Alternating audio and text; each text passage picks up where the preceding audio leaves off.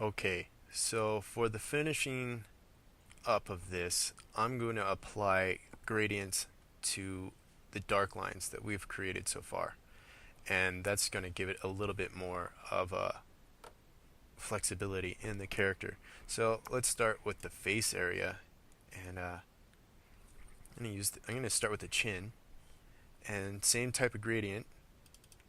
So get this dark brown line. I'll reference it twice, and for the light color, I'm just going to come over here and just really kind of lighten it up. Not so that it's lighter than the actual skin, but they're pretty light. And let's apply it.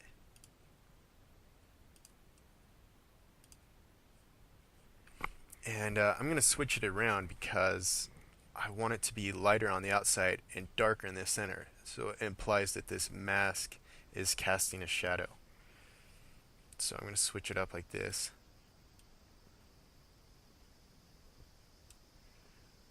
Alright.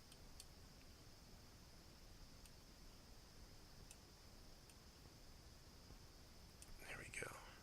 Oh, I didn't really switch it at all, did I? There we go.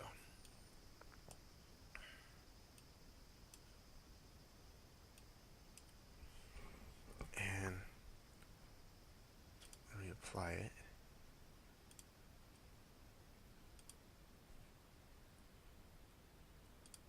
And let's see how it works. Again, I'm going to have to switch between linear and radial.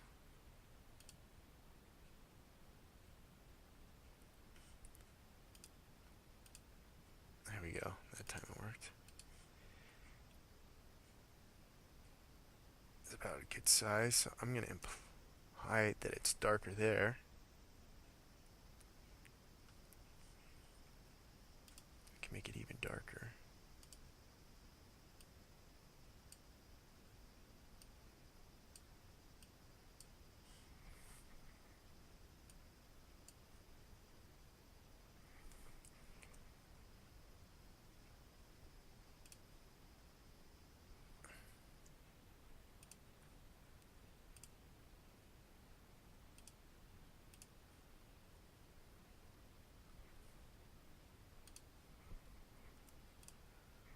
Alright.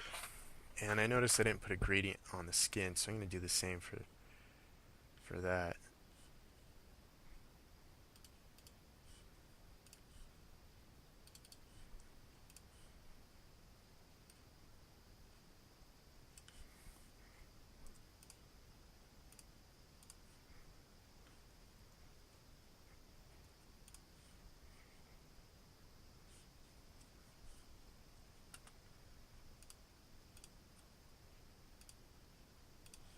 Alright.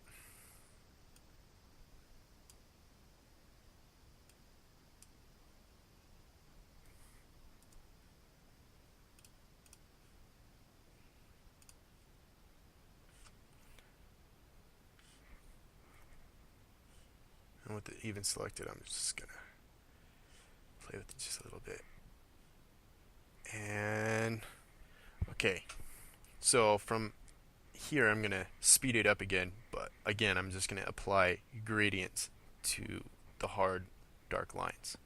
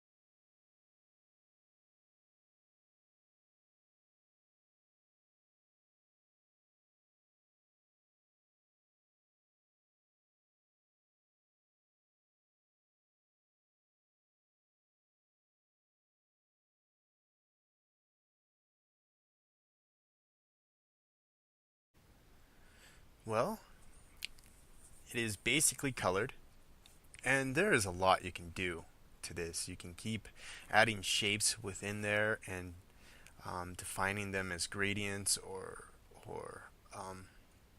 whatever. I mean, your imagination is your only boundary. But for this demo, let's take it to completion by getting rid of these lines.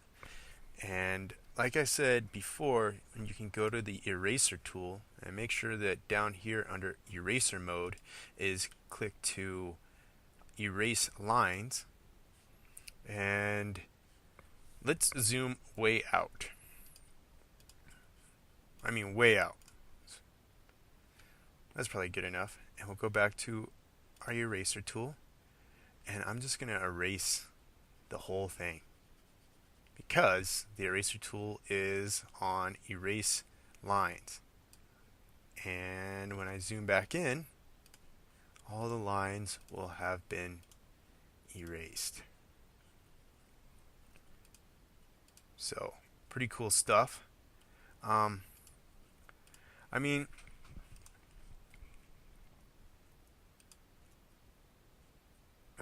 this is a pretty decent color. You can adjust everything on here even further, even add more shadows in here. So, if we wanted to go to this belt area, let's just say that I use that line tool again and go to my selection tool and just fill in this area or make this shape. Let's say I can have to be careful now that I don't let it touch other colors now, because it will become part of it. But I can say I want to put a shadow here because there probably would be a shadow here. So I can get a solid color and just make it a little bit darker and double click this line and get rid of it. And now if we really wanted to get adventurous, we could do that with the whole thing. I could just get the pencil tool and change the mode from smooth to straighten and just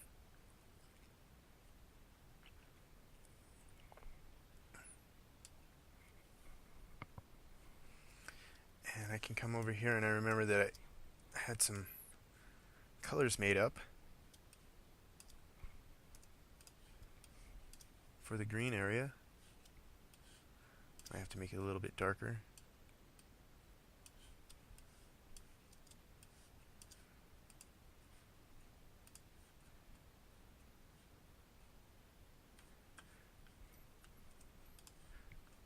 I can do the same for the little pink area.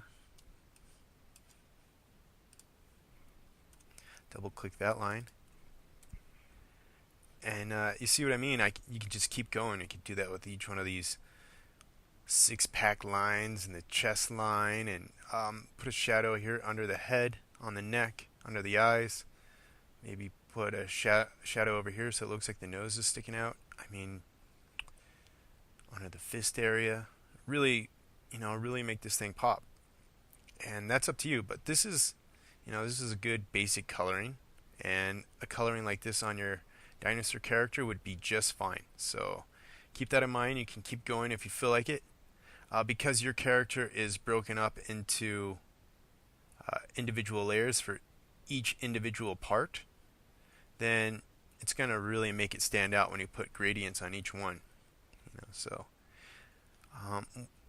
again, we're going to meet in class and we can talk about it further. And I'm really looking forward to seeing what you guys come up with. Thanks.